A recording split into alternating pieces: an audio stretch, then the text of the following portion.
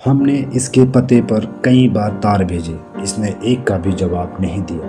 तेरी बुआ इंतजार में हमेशा इसका राह देखते रहती, मगर इसका कोई ना खबर ना पता।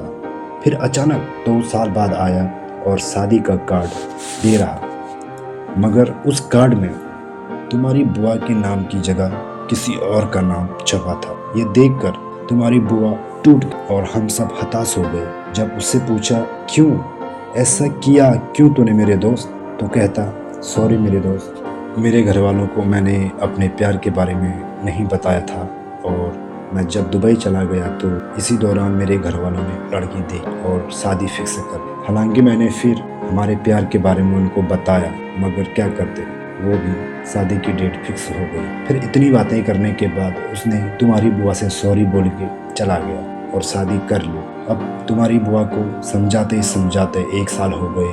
तब जैसे तैसे उसने संभाल कर उसे मनाया कि वो शादी करें। फिर उसने कह दिया ठीक है भैया, देख लो आप लड़का, मैं शादी करने को तैयार हूँ, आखिर आप कब तक मेरे लिए परेशानियाँ उठाते रहो। ये सब सुनकर उस धोखेबाज से मुझे गुस्सा आता है, मगर क्या करता, वो तो शादी कर चुका था और तुम्हारी बुआ तो उसके अलावा किसी और से शादी करने के लिए तैयार थी ही नहीं।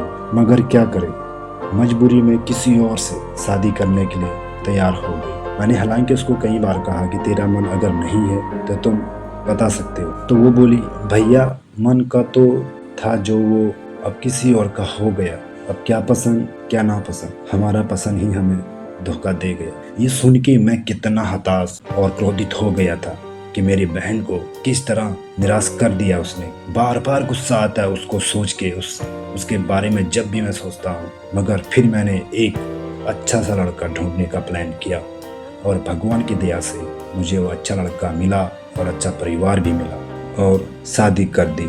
तब हमने अपनी बहन का आज अपना घर परिवार में खुश है वो।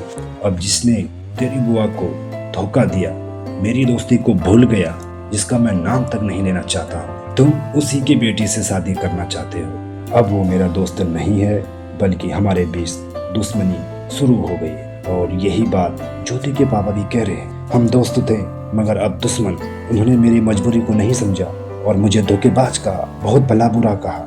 हम अब एक दूसरे से बात तक नहीं करना चाहते, तो ऐसे में हम तेरी शादी उसके लड़के से नहीं करा सकते।